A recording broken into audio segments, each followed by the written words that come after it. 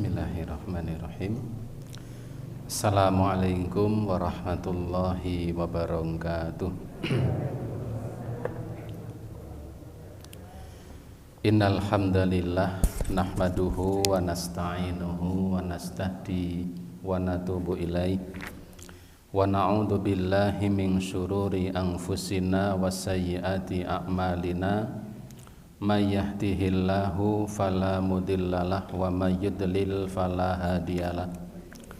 Asyhadu an la ilaha illallah wahdahu la syarikalah wa asyhadu anna Muhammadan abduhu wa rasuluh.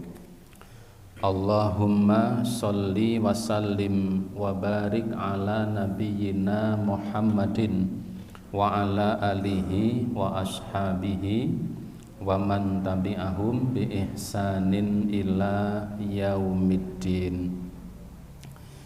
Ibu bapak sekalian, para jamaah rahimakumullah, alhamdulillah, marilah senantiasa kita haturkan rasa syukur kita kehadirat Allah Subhanahu wa taala. Malam hari ini Allah Ta'ala senantiasa berkenan melimpahkan nikmat serta karunia-Nya kepada kita semuanya, sehingga pada malam hari ini kita bisa meneruskan kembali kajian kita. Kita bisa meneruskan kembali kajian kita dan tidak terasa sudah sampai bab yang ke-6. Kita sekalipun dengan durasi waktu yang pendek, alhamdulillah sudah menyelesaikan 5 bab. Dan pada malam hari ini kita lanjutkan pada bab yang ke-6 yang menjelaskan tentang mashul khuffaini. Bab yang ke-6, dan kebetulan suasana malam hari ini beda dengan malam-malam kemarin ya. Suasananya cerah, terang ya. Terang, mudah-mudahan seterang hati kita. Suasana yang terang, yang bagus, dan pembangunannya bagus. Semoga apa yang telah ibu bapak sekalian tasarufkan untuk pembangunan, penyempurnaan bangunan ini diterima di sisi Allah Subhanahu wa taala sebagai sedekah jariyah yang terus mengalir pahalanya, dikarenakan memang pemanfaatan setiap hari untuk sholat jamaah dan seterusnya. Ibu bapak, para jamaah rahimakumullah, malam hari ini sampai pada bab yang ke-6, yaitu tentang mashul khuffaini. Mashul khuffaini wal imamati wal jabirati. Tentang hukum mashul khuffaini. Mashul khuffaini itu mengusap khuf. Khuf itu sepatu yang dipakai, dan sepatu itu menutupi kedua mata kakinya. Jadi sepatu yang dipakai, kemudian sepatu itu menempel dengan kulit, kemudian menutupi kedua mata kakinya. Maka ketika di antara kita mengenakan seperti itu, maka boleh ketika kita sholat, ketika kita berwudu, kita tidak melepaskannya. Tetapi ketika berwudu cukup dengan mengusapnya. Misalnya ini kaki, kemudian memakai sepatu yang menutupi kedua mata kaki dan tidak ada lubangnya, semua tertutupi. Barangkali kalau bahasa kita seperti sepatu yang sering dipakai oleh sepatu apa namanya? Laras. Ya, sepatu laras. Bukan sepatu ogluk. Kalau ogluk kan kelontrong. Ini bukan kelontong tapi sepatu laras. Jadi sepatunya nempel dengan kulit dan menutupi mata kakinya. Maka dalam kondisi seperti itu, salah satu di antara kemudahan syariat Islam itu adalah ketika berwudu sama membasuh wajah, kemudian tangan, kemudian mengusap kepala. Hanya kaki boleh, sepatu tidak dilepas, tetapi hanya diusap di bagian atasnya. Begini selesai. Itu salah satu mudahnya syariat Islam. Khuf wal imamati dan imamah. Imamah itu surban. Ketika ada di antara bapak-bapak, kalau ibu tidak memakai, di antara bapak-bapak mengenakan surban yang di wel-wel itu, maka ketika bapak-bapak sekalian berwudu, ketika kemudian melepas itu kesulitan, ya, dan nanti membutuhkan waktu lagi. Semang sing gojek iki wong loro, nyaneng rono barangkali harus ambil sisi lurusnya. Maka di antara mudahnya syariat Islam ketika berwudu, imamah itu boleh tidak dilepas. Kemudian yang diusap itu, kalau kita pakai pecis, kalau peci kan harus dilepas karena mudah. Maka imamah tidak perlu dilepas, tapi cukup diusap bagian atasnya, dikembalikan ke tempat semula. Ini imamah. Bahkan di antara para ulama membolehkan itu untuk kaum wanita dalam kondisi tertentu. Dalam kondisi tertentu ketika membasuh wajah, kemudian dia hanya menelusupkan telapak tangannya, kemudian ia pun mengusap bagian kerudung luarnya. Ini banyak ulama yang membolehkan wanita dalam kondisi tertentu, seperti misalnya ketika dalam kondisi tawaf, yang seorang wanita sangat sulit untuk kemudian keluar kembali ke dalam, maka misalnya dibolehkan demikian. Wal jabirah dan jabirah. Jabirah itu artinya perban. Berisa perban ya. Perban niku napa? Mungkin pembalut wanita. Jadi nggih perban yang pas niku nggih. Nanti nek pembalut wanita, pembalut pria. Perban ya, perban. Artinya ketika seseorang itu berwudu, kemudian ada bagian anggota wudu yang kebetulan diperban, maka ketika diperban seperti itu, perbannya tidak perlu dilepas ketika berwudu, tetapi cukup diusap di bagian luarnya.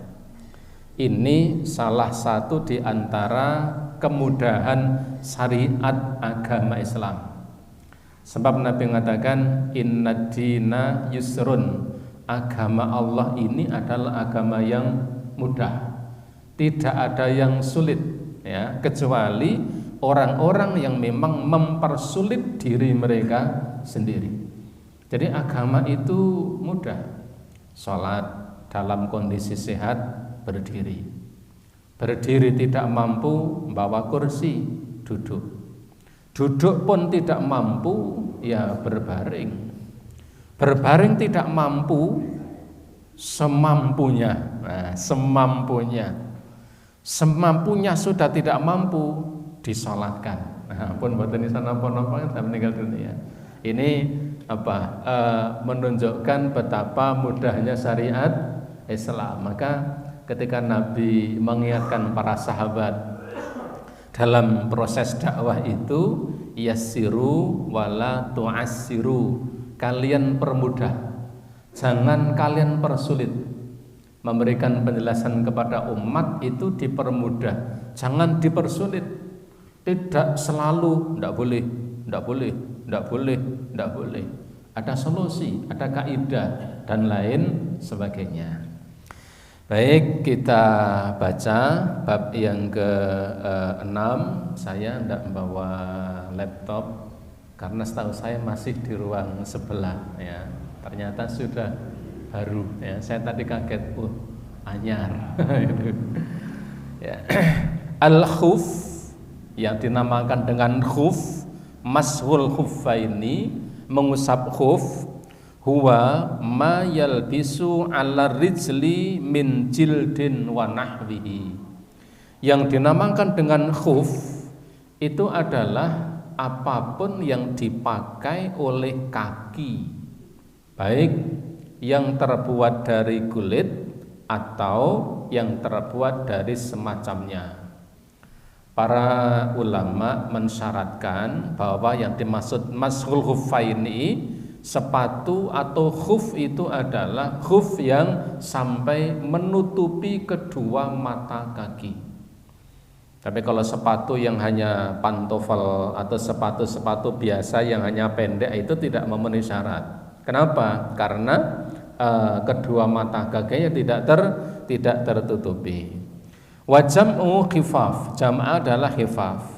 Wa yulhiqu bil khuffaini kullu ma yalbisu ala rijlaini min sufin wa nahwihi.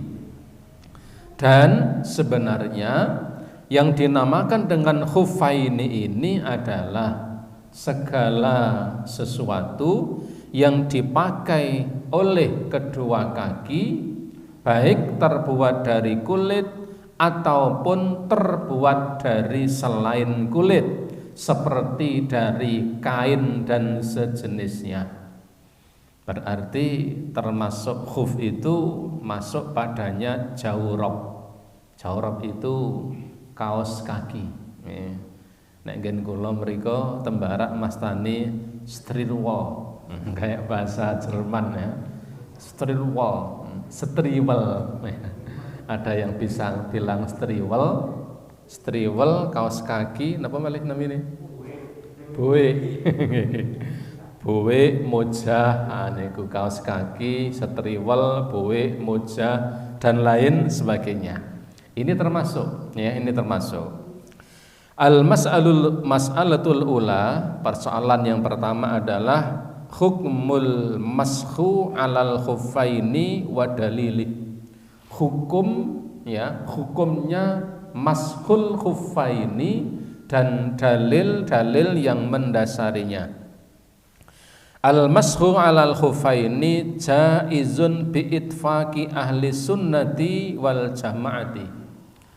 Kebolehan mashul khuffaini, jadi mengusap mengusap sepatu tadi atau kaos kaki ya, dengan tidak melepaskannya ketika berwudu, ini jaizun, hukumnya adalah boleh. Bahkan kebolehan ini adalah bi'itfaqi ahli sunnati wal jama'ati. Kebolehan ini sudah menjadi ittifaq. Ittifaq itu kesepakatan para ulama. Kesepakatan para ulama tentang bolehnya seseorang dalam kondisi tertentu, dalam hajah yang memang sangat dibutuhkan, dia agak kerepotan ketika melepaskannya karena ada kepentingan tertentu, maka sepatu itu boleh untuk tidak dilepas, dan ketika berwudu cukup yang diusap bagian atasnya saja. Kok bagian atas? Yang kotor kan bawah ya, kok bagian atas yang diusap? Sekali lagi, itulah mudahnya syariat Islam. Tapi kan tidak ketemu nalar, yang kotor bawah kok yang diusap atas. Dalam batas-batas tertentu, hal-hal tertentu, kadang akal memang tidak mampu menjangkau. Contoh, ketika kita kentut, maka ternyata yang dikabiui bukan bagian belakangnya, tapi malah wajahnya. Itulah syariat agama Islam. Jadi khuf itu kenapa yang diusap bagian atas? Itulah contoh dari Nabi, dan itu menunjukkan betapa mudahnya syariat agama Islam. Kebolehan tidak melepaskan sepatu ini dan cukup hanya mengusap, ini boleh menurut kesepakatan para ulama ahlus sunnah wal jamaah. Artinya tidak ada seorang pun ulama yang mengingkarinya. Kalau ada di antara kaum muslimin yang mengingkari, barangkali karena keterbatasan pengetahuan. Karena keterbatasan pengetahuan atau ketidaktahuan. Ya nama tidak tahu nggih kapak-kapakno wong pancen ora ngerti ngeten nggih. Tiang mboten ngertos niku kapak-kapakne nek pancen ngerti nggih memang ndak tahu. Jadi kesepakatan para ulama. Wa huwa rukhsatun minallahi tahfifan minhu ala ibadi. Dan kebolehan masul khuffaini ini sebagai sebuah rukhsah. Rukhsah itu keringanan atau dispensasi. Keringanan yang Allah Ta'ala berikan kepada para hambanya untuk memudahkan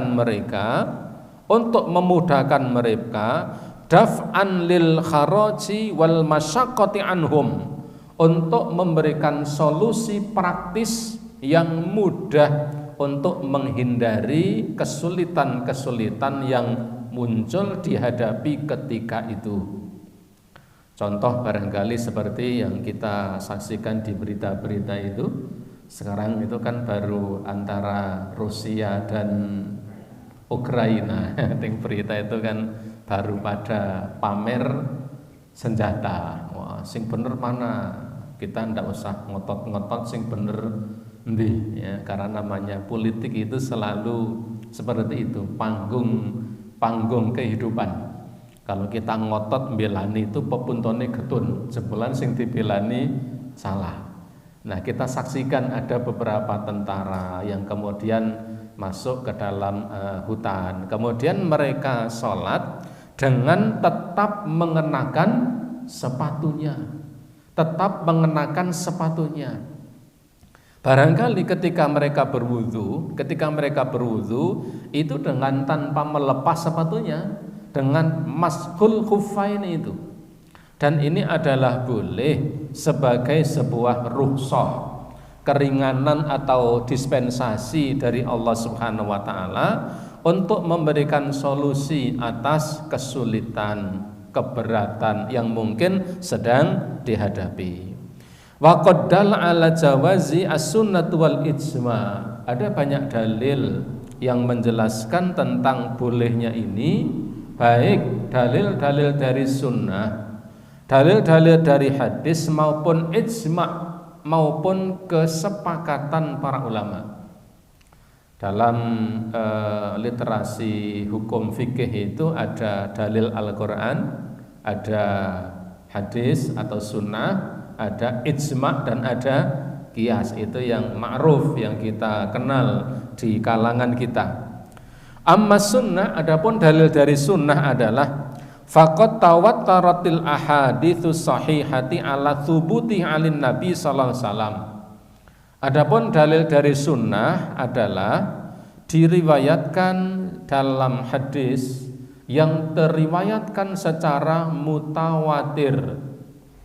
Ada istilah mutawatir. Mutawatir itu satu hadis yang diriwayatkan melalui lebih dari 9 jalur periwayatan.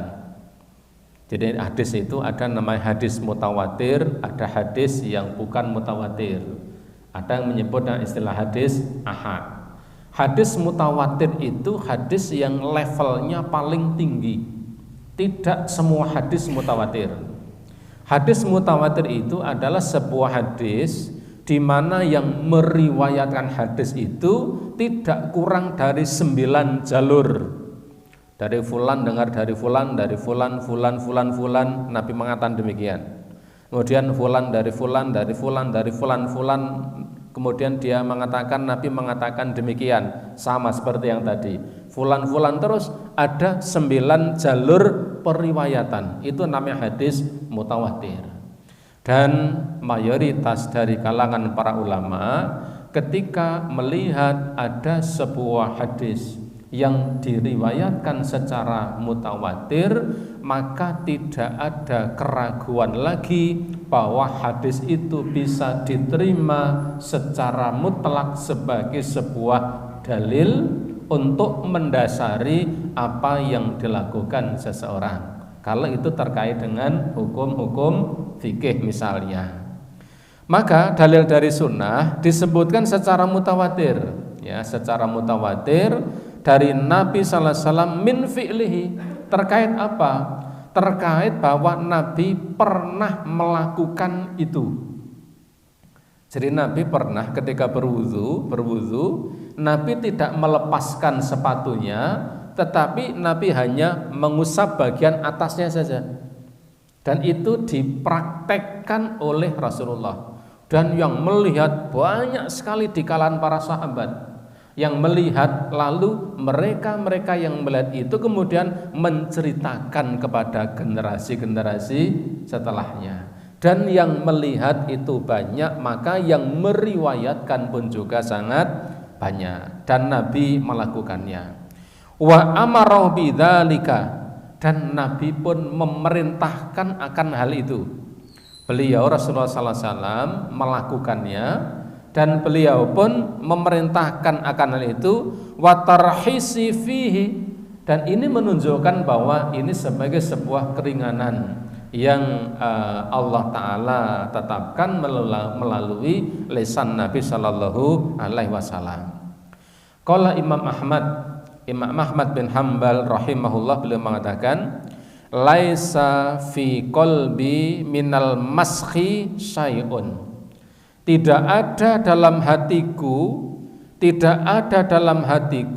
keraguan terkait tentang maskhul khufaini ini.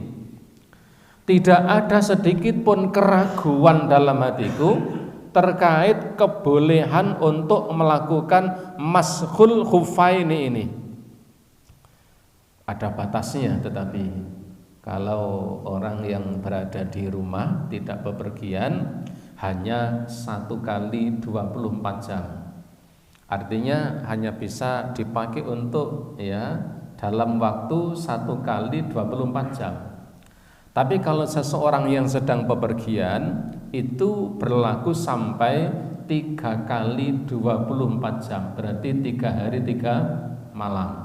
Kalau kemudian seorang yang berada di rumah, ini hanya 1 hari 1 malam. Misalnya ibu bapak dalam kondisi kurang fit badannya, kemudian iklimnya sedang tidak mendukung, dingin plus masuk angin, kemudian hampir rapet pakai kaos kaki misalnya, maka ketika kemudian di antara kita ingin berwudu, kita boleh untuk tidak melepas kaos kakinya, tetapi ketika berwudu hanya mengusap bagian atasnya saja.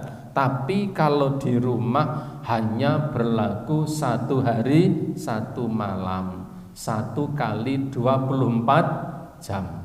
Kalau sudah 1 hari 1 malam, itu sudah expired, sudah kedaluwarsa, harus dilepas. Berwudu seperti berwudunya secara umum. Kalau sudah seperti itu, nanti boleh lagi untuk melakukan seperti itu. Kalau sudah berwudu sholat, setelah itu nanti boleh lagi untuk melakukannya kembali. Artinya bersambungnya ketika tidak melepas itu hanya dalam waktu 1 hari 1 malam. Atau misalnya di antara panjenengan kagungan sepatu anyar, tur kemudian pas libur ndak bekerja, sepatunya anyar, pakai kaos kaki, kaos kakinya juga baru. Nah, tak nyoba pumpung awak rapi nak salate nang omah, turu yo sepatonan, dahar yo sepatonan, lenggah yo sepatonan. Saya pernah mau mencoba tapi gagal. Tak pikir-pikir ora luwes nek turu kok sepatonan gitu. Saya ketawa sendiri kok ya ora luwes ya. Memang kita itu kan ndak terbiasa begitu ya. Beda dengan orang-orang Eropa sana kan biasa. Jadi masuk rumah sepatunya tetap dipakai, makan dipakai, bahkan tidur pun juga dipakai. Karena barangkali sepatunya bersih. Tapi kalau kita nembe makani bebek kemudian sepatunya kotor ya dipakai melebu ya nyak-nyakan itu bahasa Indonesia napa? Nyak-nyakan sampai tidur di atas kasur tidak dilepas, nah ini menjadi masalah barangkali ya. Beliau mengatakan, Imam Ahmad mengatakan fihi arba'una haditsan anin nabi sallallahu alaihi wasallam, karena tidak kurang dari 40 hadis. Tidak kurang dari 40 hadis Nabi sallallahu alaihi wasallam yang menjelaskan terkait tentang disyariatkannya atau dibolehkannya untuk melakukan mashul khuffaini ini. Jadi Imam Ahmad mengatakan, saya tidak ada keraguan dalam hati saya bahwa mashul khuffaini itu boleh. Karena itu adalah sebuah solusi ketika seorang menghadapi sesuatu yang barangkali agak menyulitkan, agak merepotkan. Bahkan kata Imam Ahmad, tidak kurang dari 40 hadis yang menjelaskan terkait tentang dibolehkannya untuk melakukan mashul khuffain ini. Wa qala Hasan Basri, kemudian Imam Hasan Basri seorang ulama tabi'in, seorang kibarut tabi'in, ulama ya, besar pada zaman tabi'in. Beliau mengatakan, haddatsani sab'una min ashabi Rasulillah sallallahu alaihi wasallam annahu mashu 'alal khuffaini. Beliau mengatakan, telah menceritakan kepadaku. Jadi Hasan Basri itu ulama zaman tabi'in dan termasuk kibarul ulama, termasuk ulama besar di zaman tabi'in, zaman setelah zamannya sahabat ya, Imam Hasan Basri.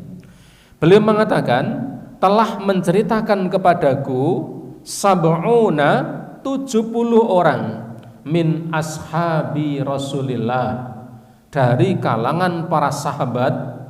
Berarti Hasan Basri ini beliau mendapati kehidupannya para sahabat. Artinya pernah bertemu dengan para sahabat Nabi Sallallahu Alaihi Wasallam. Imam Hasan Basri mengatakan seperti itu. Telah menceritakan kepadaku ada 70 sahabat Nabi Sallallahu Alaihi Wasallam annahu mashu alal khuffaini, yang mana mereka 70 sahabat Nabi ini mereka melakukan mashul khuffaini ini. Jadi sepatunya tidak dilepas ketika melaksanakan, ketika mereka berwudu, dan hanya mengusap bagian atasnya saja.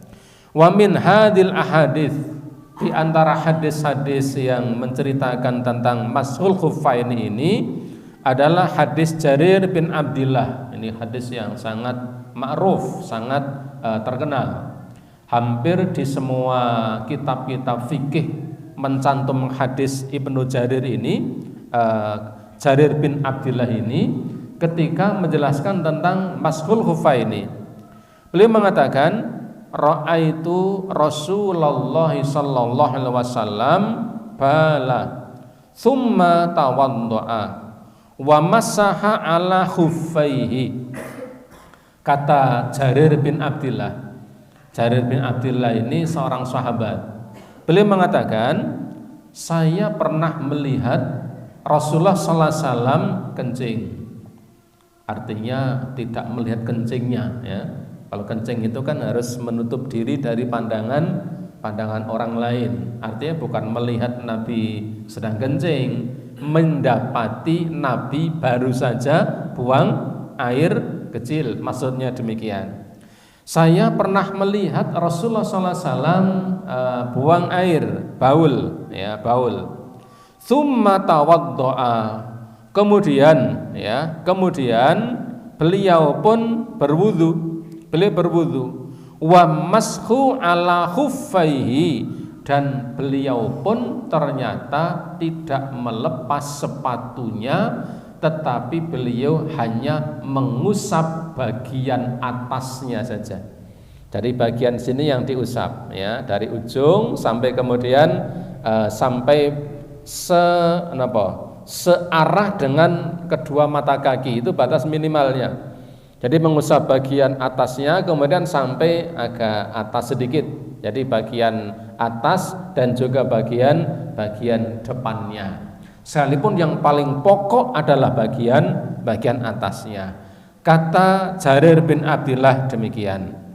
Qala al-A'mas, ya, al-A'mas beliau mengatakan an Ibrahim, dari Ibrahim, kana yu'jibuhum hadzal hadis, bahwasanya mereka sangat takjub dengan hadis Jarir bin Abdullah ini, di mana Jarir bin Abdullah ini menceritakan beliau pernah melihat secara langsung tanpa cerita, melihat sendiri Nabi setelah beliau buang air kecil, beliau baul, buang air kecil, kemudian beliau berwudu dengan tanpa melepas sepatunya, tetapi hanya mengusap bagian atasnya saja.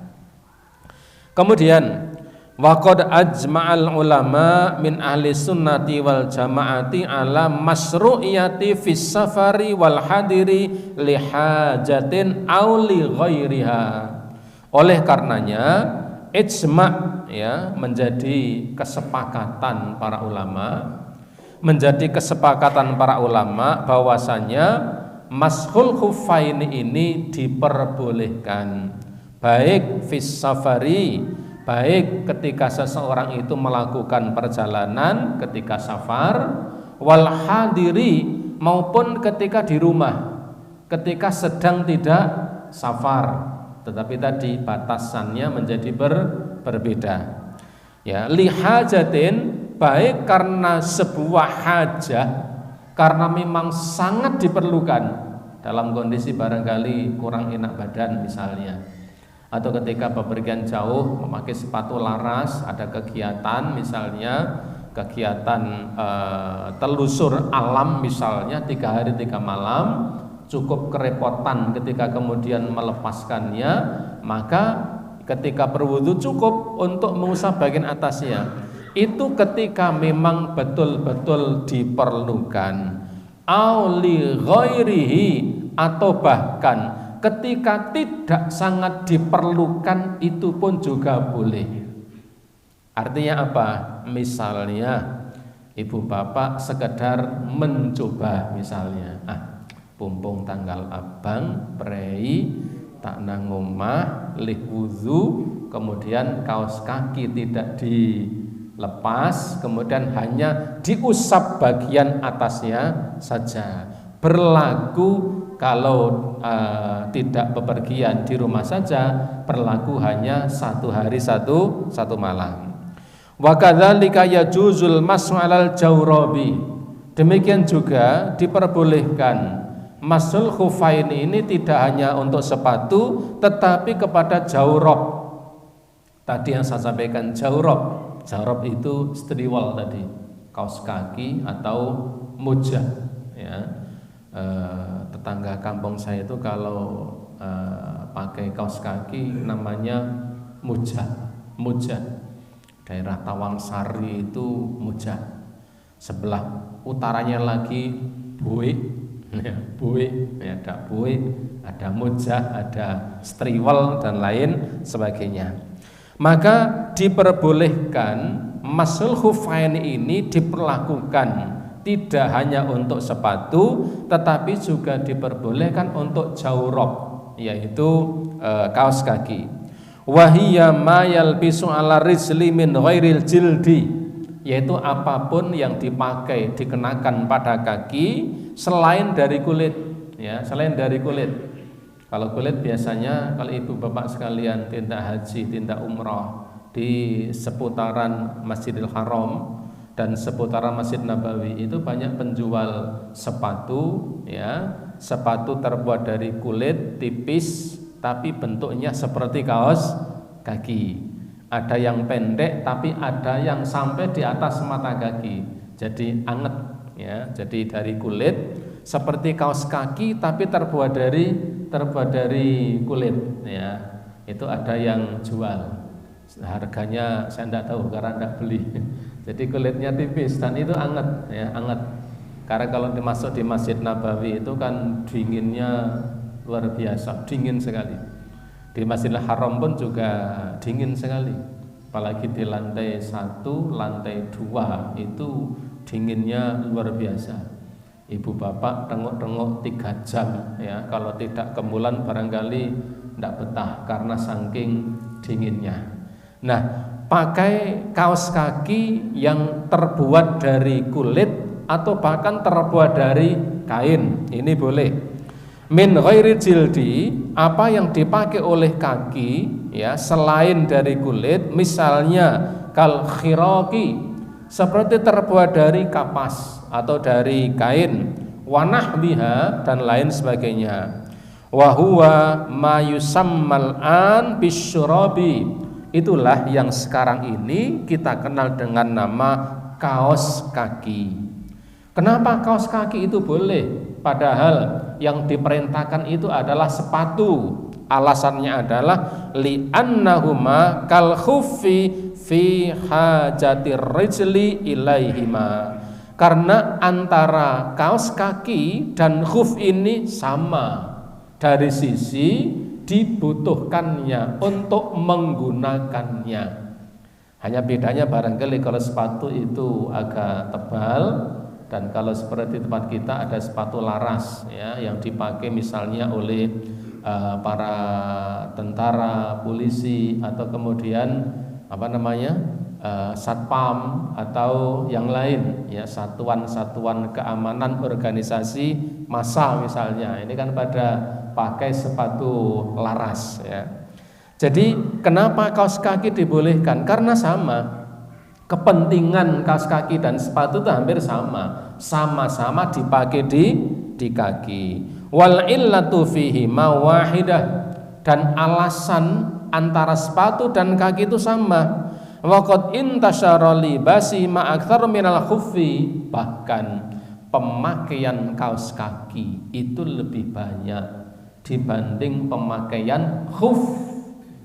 Pemakaian kaos kaki itu lebih banyak dibanding pemakaian khuf, yaitu sepatu yang sampai menutupi kedua mata kakinya. Jadi hampir kalau kita lihat orang yang bekerja sekarang itu yang mengenakan sepatu rata-rata ya 80-90% orang yang bersepatu itu mengenakan kaos kaki. Tetapi yang mengenakan sepatu khuf itu tidak banyak.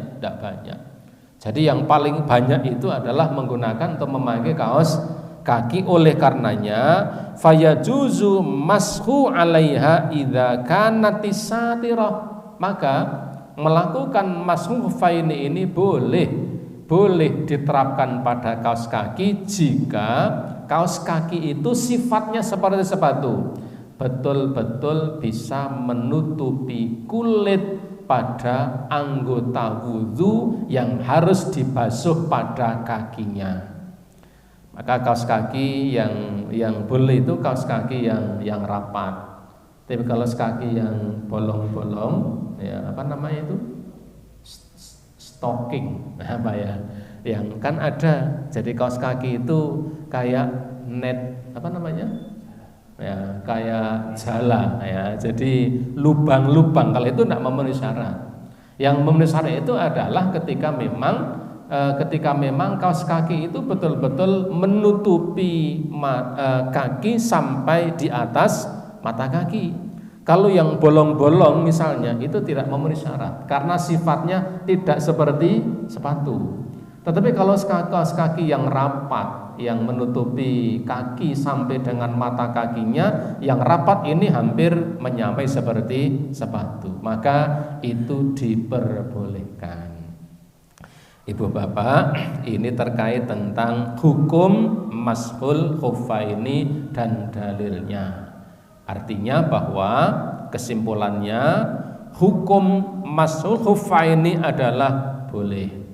Dasarnya adalah hadis-hadis yang sahih, bahkan hadis-hadisnya adalah diriwayatkan dengan mutawatir, dan itu sudah menjadi ijma' atau kesepakatan di antara para ulama.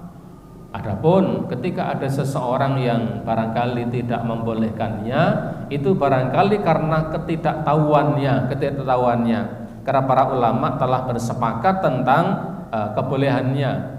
Bahkan ya tadi kita sampaikan Imam Ahmad beliau mengatakan tidak ada keraguan pada diri saya tentang dibolehkannya mashul khuffaini ini, karena ada tidak kurang dari 40 hadis yang kesemuanya adalah hadis sahih yang menjelaskan tentang mashul khuffaini ini, baik hadis itu berisi tentang Nabi melaksanakannya atau Nabi memerintahkannya.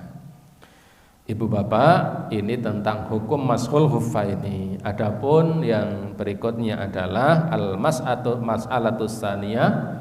Persoalan yang berikutnya adalah syurut mashu alal khuffaini. Syarat-syarat untuk bisa melakukan mashul khuffaini seperti apa? Insya Allah barangkali kita lanjutkan pada pertemuan yang akan datang.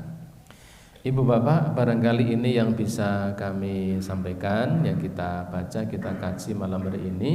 Sebelum saya akhiri, ada pertanyaan? Cukup? Baik, jika cukup, saya cukup sampai di sini. Adapun syarat dan lain-lain terkait tentang kaifiyah, tata cara mashul khuffaini ini kita lanjutkan pada pertemuan yang akan datang. Demikian, semoga bermanfaat. Mari kita cukupkan dengan kafaratul majlis. Subhanakallahumma wa bihamdika asyhadu an la ilaha illa anta astaghfiruka wa atubu ilaik. Assalamualaikum warahmatullahi wabarakatuh.